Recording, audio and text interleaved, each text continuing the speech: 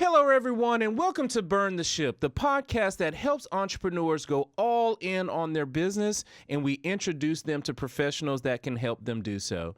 Today, we have a very special guest, Mr. Dan Quigley with Flex Radio. How are you doing today, Dan? Just fine. How are you? I'm doing pretty good. Excited about the day. It's a nice day outside. I'm talking to you, so it can't get any better. No, it's Uh, great. 80 degrees here in Texas already, so Yeah, we're yeah. warming up. We're about the same. We're definitely going to hit 90 today here in Georgia.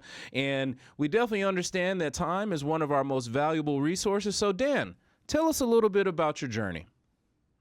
Oh boy, it is, if there's a quintessential um entrepreneur journey, I think I would fit the mold very closely.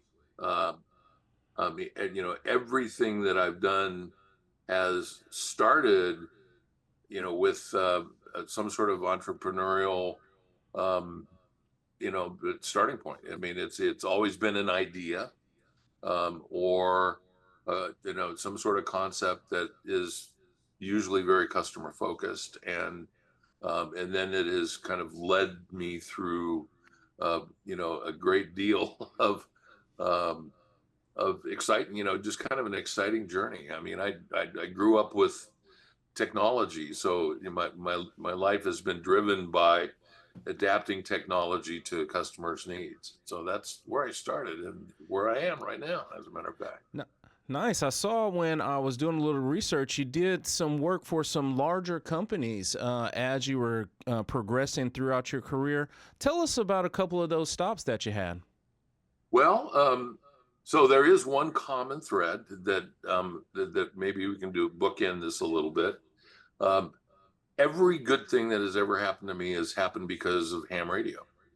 Okay. I've been a ham radio operator since 1973, and um, and when I was just getting started with my career in the late 80s, I um, did some work for a company called Dreyfus. That's not something that's on my resume, but I was writing software for them, some trading software, and I ended up spending a lot of time. It was very early in the PC Windows world, especially, and there were a lot of questions that were unanswered, technical questions that I would need to send to the folks at Microsoft to get answers for. Well, um, they were just really stacked up and behind, and about 99% of the questions that I asked, technical questions,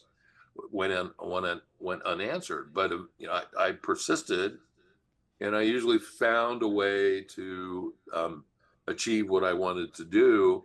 So I started answering my own questions and sending them back to Microsoft. Well, there was a fellow who's no longer with us. His name was Nate Dixon, um, and we got to know each other online. We were using very early, um, uh, before email, sort of in Mhm. CompuServe was the name of the product, and we found out that we were both ham radio operators. So we had it was kind of ham radio operators are kind of a fraternity sorority Mhm. situation. So we had a common starting when we started chatting, and he invited me to go interview at Microsoft, and I did that and was hired on the spot, and um, did work working with their device drivers for early Windows, and so that's sort of how I got started. But Mhm. how my career launched from there was really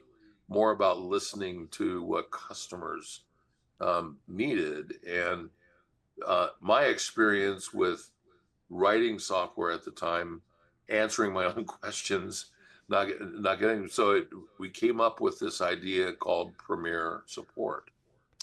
And what Premier Support was is the idea was to take a small group of experts for in the early days of Windows.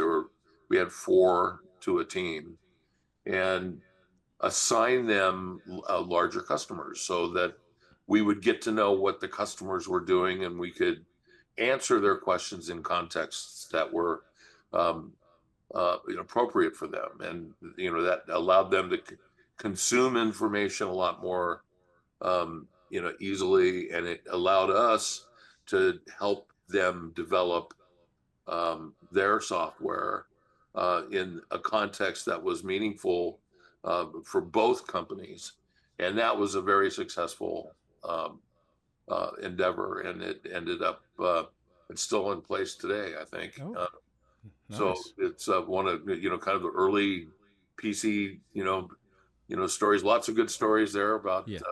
working with the executive team at Microsoft and larger companies. But that's what it started, and it really set a pattern for me to Hmm. that that the best ideas I've ever had have always started with a conversation with a customer. Yeah, Uh, just focusing on them. I see it. It yeah, seems like when I was looking, you've been very innovative and really a early entry into almost everything that I was able to look and see what you created.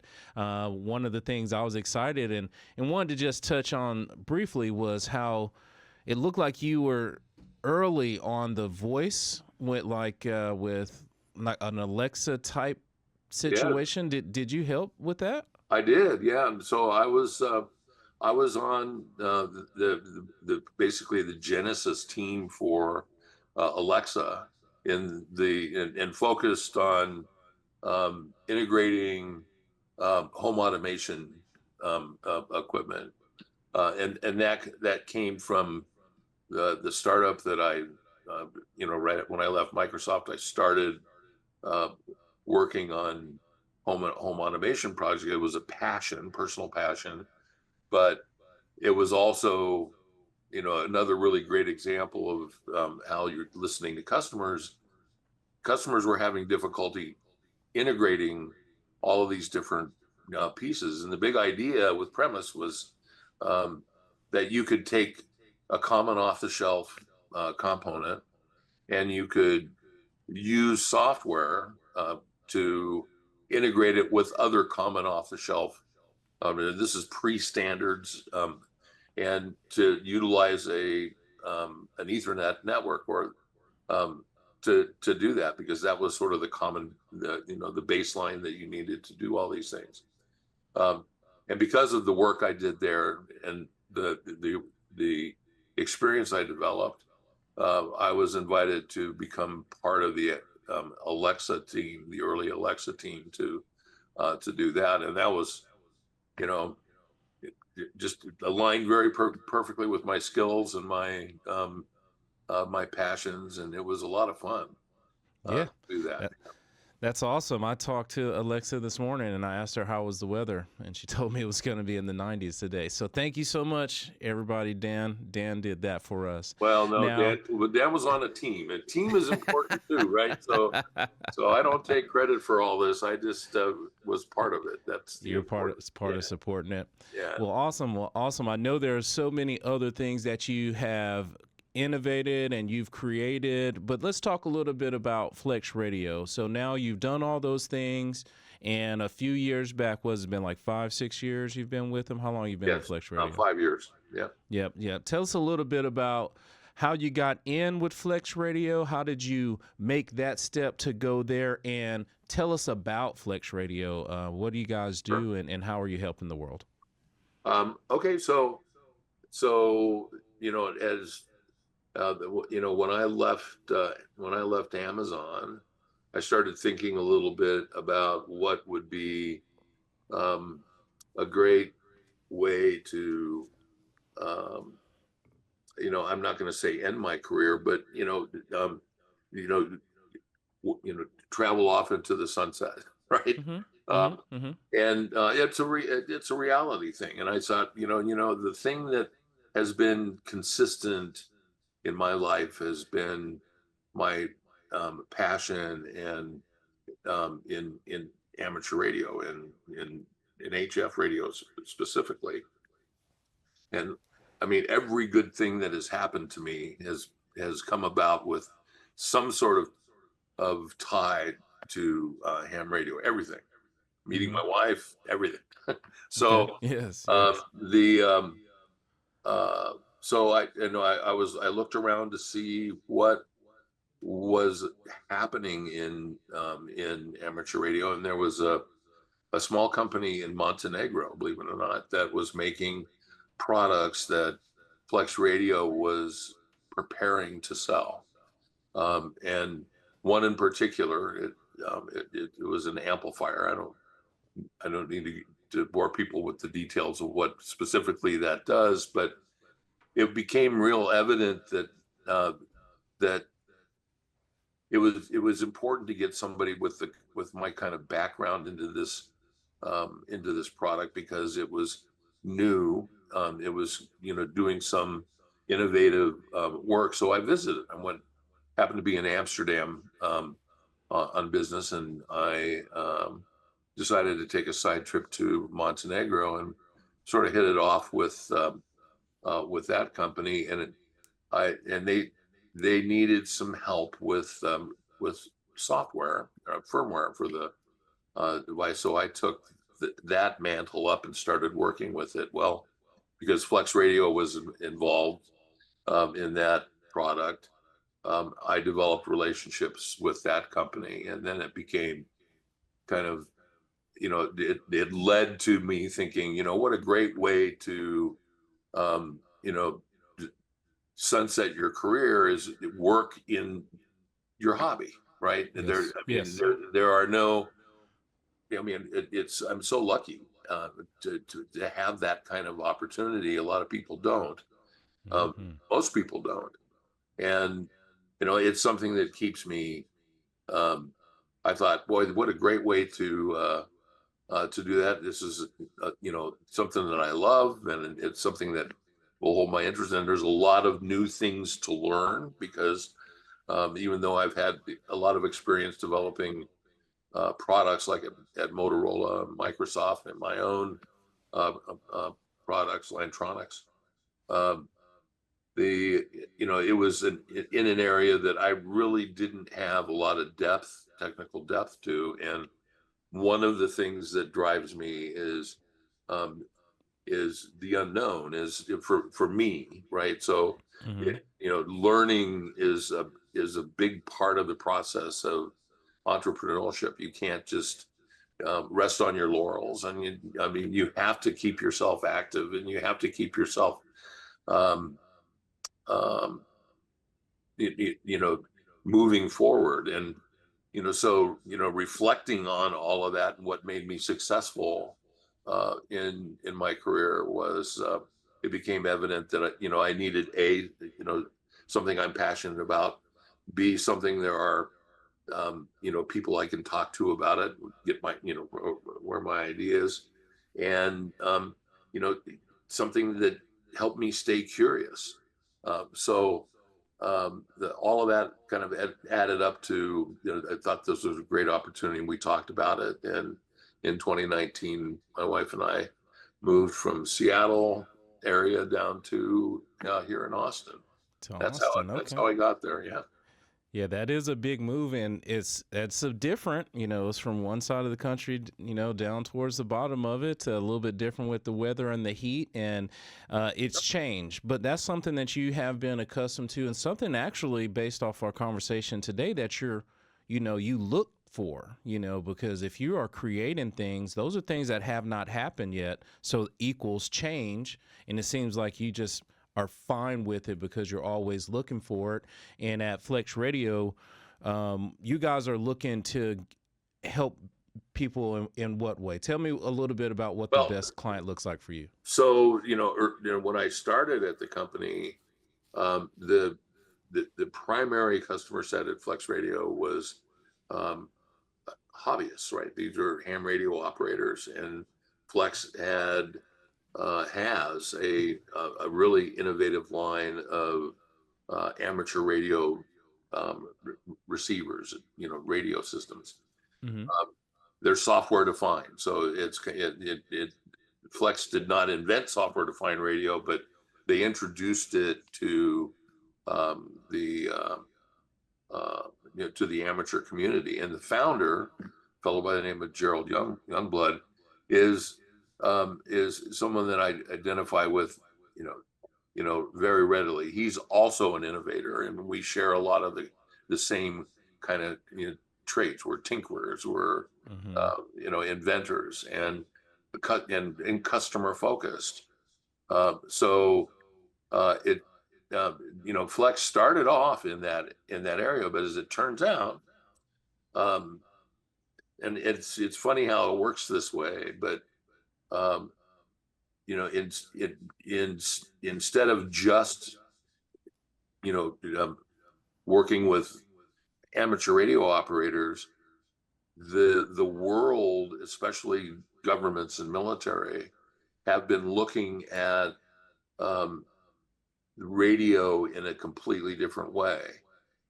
So much of the communication that occurs in those circles today is reliant upon digital um, technology and the networks and satellites. And some people were asking, in those involved in those in the government and military, were asking questions like, what happens if we lose satellites? What happens if we lose the internet?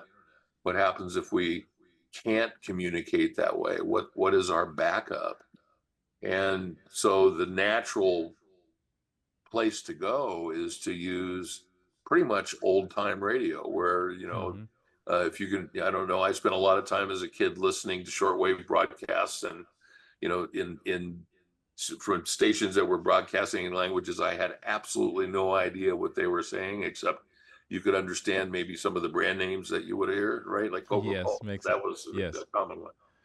Yeah. Um, but so that technology, that older technology, was a natural place for the government and commercial as well, companies to use as backup, and in some cases as a primary communication uh, pathway or medium. So that opportunity unfolded in the past 5 years at Flex Radio, and we have developed in fact, we just introduced it here in May, a brand new platform for radio communication that is being used, and there's a lot of interest from the government and commercial space as a result of that. So it's a blend of old technology and new, and that's just kind of a perfect thing for me, Yeah. Yeah. it's Yeah. awesome to see. So what I thought was going to be a nice, quiet, um, place to be where I could just kind of chill and, Yeah. and do my thing, is now turned into another entrepreneurial opportunity. And, gosh, you got to pump up the adrenaline to go after it. I see. It's no slow fourth quarter for you. There You is, got to work. You're gonna work hard through that fourth quarter. well, you bet. Well, see, that's where you win the game, right? So, Yes, uh, absolutely. Absolutely. Definitely understand it. And I was going to comment as you were sharing how that line of communication is a fallback. If you think about all of the movies that you see when all of our daily things are taken away from us, right. it's always a radio operator tapping the button and trying to get that signal in that form, in that fashion. That's right. There it is right there. Right. It's never going to go away, because it is something that is a technology, but it's not one of those high technologies that can still slide Right. under the radar. So please remember how to work it just in case the lights go out. Now, for myself, I always like to talk about the business, what you guys are doing, but also like the audience to know who's a good referral partner for you. And what I mean, in our natural business, we help businesses with credit card processing. So CPAs, bookkeepers, even those software and website developers, because we do the integrations, are great referral partners. Who's a great referral partner for you at Flex Radio? Well, so we sell retail, right? Okay. So the Yeah, and I wouldn't know the actual name of the company that that does that, but in terms of business referrals, um, the you know the best business referrals that we have are come out of, um, I wouldn't necessarily to say financial side, but more about the operational sides um, of businesses. So let's talk a little bit about the commercial space, especially Okay. um, the the commercial space. There are a lot of um, you know uh, catastrophe planning, um, uh, you know, sources that when they're looking at like what happens when the lights go out, Mm-hmm. um, and um, and those risk management um, uh, you know functions in businesses and companies that actually support them would be a really great referral partner for us, um, Okay. because when the when you're looking at managing risk, one of the risks is business continuity. And when when the internet goes out, when you're unable to communicate with your branch offices, when if you're a bank or if you're uh, a government agency, local, even local governments have emergency operations centers that require additional communications paths that are not traditional today. Um, Yes. so so those risk management companies I would say are really excellent referral partners. I would say that the financial side of that is when they're thinking about building out these systems, one of the first concerns, of course, people have would be the overall cost. And as it turns out, HF is not as it is very cost effective way of communicating. So inside inside the company, there's going to be someone who's paying attention to the budget, whoever that is, the financial operations. They're going to look at what is the return on investment when it comes to this extra communication pathway. And one of the factors in that, of course, is the build out cost. So I would say that CPA firm that is helping a company with their risk management or business continuity plans would be an excellent source of a referral for us. Makes sense. So, risk management, if you're in that area, please keep Dan in mind because he has some solutions for you. Now, Dan, you have had just a great, elaborate career being an early adopter in so many different industries. And I am confident that over this time, you have acquired and nurtured all types of skills. Do you mind sharing with us one or two of those skills that you have acquired over time that can help the entrepreneurs that are watching the show today? Certainly. Well, the number one thing is that um, that you can't do it alone. Right. And you hear people say this all the time, but hiring people who are better than you and not being afraid of that uh, is um, is a key skill, and it's a learned skill because as an entrepreneur, especially the individual that is really that carries the mantle of the idea through from concept to completion, um, there's a sense of ownership that goes along with that, and Hmm. there's also, I think, a sense of entitlement that can come from that ownership reality. But understanding that building a team to help you accomplish your goals requires people that have a much different skill set than you. I mean, in my career at Microsoft, I was working with a manager um, that had a really good perspective on things, and one of my colleagues was building a premier support team Hmm. uh, alongside of me, and conversations that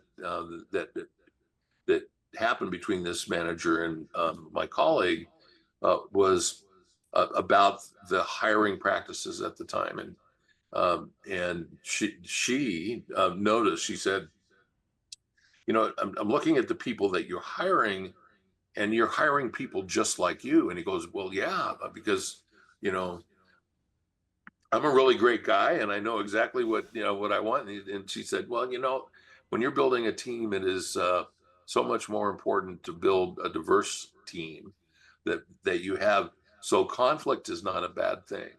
Um, Conflict solves problems. Mm-hmm. It's the nature of a problem is a conflict between where you are and where your solution. So realizing that, building a team, and then fostering um, a culture of innovation is another one. And it's that doing that, I think, is a little different than what people think. And some people think of innovation as well. Say, hey, well, there goes Dan off of the reservation again, and he's thinking. So you you don't. I mean, every idea is good, Mm-hmm. and any idea without execution is just an hallucination, That's right. right? So That's so right. the so you need to funnel those ideas. You need to have a way where people feel comfortable and safe in presenting new ideas, and then you need a process that allows that funnel to say, okay, well, that's a great idea, maybe for next year, or and then that requires, and there's where your diversity really comes into play, because everybody's point of view is like a different spot on a perspective drawing, right? And so understanding where those people fit in that spot and what skills they're really good at is another key aspect of it. But that, I would say, would be the number one thing, is that you need to build that culture, and you need to make it fun for people. Mm-hmm. People don't like going to work where it's not fun. So That you is know true. keeping That a is good true. attitude. Yeah, that's good to hear from someone that has been on a bunch of teams. It's okay to surround yourself with people that may know more about what's going on in a certain situation, because again, if everyone is the same cloned person, it's going to be a yes man situation, tribe, everybody's saying yes. But there is nothing wrong with constructive conflict, not pulling out the bats and swords, but actually challenging each other's ideas, because again, that's how you make progress. So we definitely appreciate you sharing that. Now, let's just say that Dan has gotten everyone their radio, their Morse code maker. I don't know what that's called, but let's say you've gotten everyone squared away, and Dan actually has a little bit of time for himself. What is it that Dan would do? What would you do? I see you got some innovative stuff back there, but what would you do? Well, any number of unfinished products or projects that I've accumulated here in my life, but it's a combination of doing woodworking and metalworking. There's a maker space, if you're familiar with what those are. Uh, Mm-mm, tell me that, what is that? What's a well, makerspace? so I would love to be able to put every possible machine that I could use to make something here in my lab, but Okay, I okay. don't have the space or the pocketbook for it. So a maker space is one that you typically pay some sort of an annual dues or something like that, and you can go and use equipment that is been um, purchased by this group. And here in Austin, there happens to be, I think, one of the largest maker spaces in the planet. Hold on, sorry.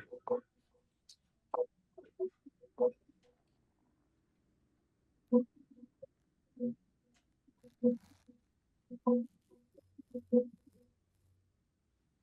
Sorry about that. Oh, that's okay. Maybe you can edit that out. I'm So, pretty sure. I'm pretty sure he's good at it. I'm sure he can make okay, it happen. and I will make sure. Um, it is still ringing here. Okay, we're done. All right.